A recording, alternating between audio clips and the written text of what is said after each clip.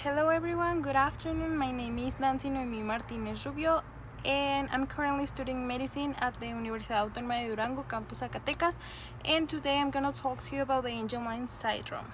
Well, for explaining this syndrome, I'm gonna be taking hand of this hypnotic charge and going to talk to you about every topic that we have in here. Okay, to introduce you guys to this syndrome, we have that is a rare neurodevelopmental disorder that is characterized by severe intellectual disabilities such as the normal genetic syndromes. We also have developmental delays, seizures, and a specific behavioral phenotype.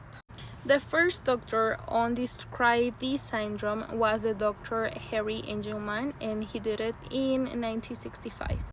Obviously, the cause of this genetic disorder is genetically, and it is because deletions or mutation on the UBI3A gene on the chromosome 50. This is a representation of the gene the chromosome 50 and the gene UBI3A, where in this syndrome we have disruptions on protein on this gene that cause wrong ubications of proteins, and this led us to wrong functions of neurons and wrong just a normal a normal development of the neuronal system. On the other hand, we have clinical features, and in here we have developmental delays, that this is a significant delay on motor, speech, and cognitive development. The intellectual disability we have that is severe to profound, and the seizures are frequent seizures that is often beginning on infancy.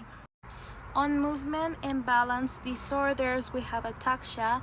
This is a disorder where the patient can do movements with that include balance, and also they have tremors and jerky movements. Okay, now I'm gonna put myself up here so you can see the next one. That is sleep disruptions, and the characteristic behaviors that we talked about before. They are really happy, frequently smiling, and hand flapping movements. They spend their life acting like childs. That's basically the characteristical behavior. This syndrome affects 1 in 4,000 birds, and the risk increases with maternal age. And for the diagnosis, we can have suspicious by the characteristical neurodevelopmental disorder, and we also have to analyze the gene by doing a genetical testing.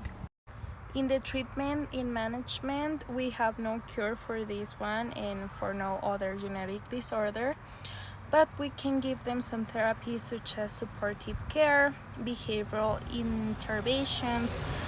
This promotes independency, speech therapy, developmental therapies that include physical, occupational, and obviously the seizures are controlled with drugs.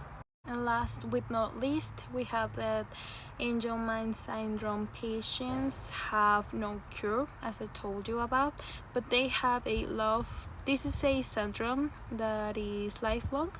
And that was basically it. Thank you for paying attention. In conclusion, we have that is another really unfortunate syndrome that is present on populations equally on film and male, they both. And I can say that I like this syndrome because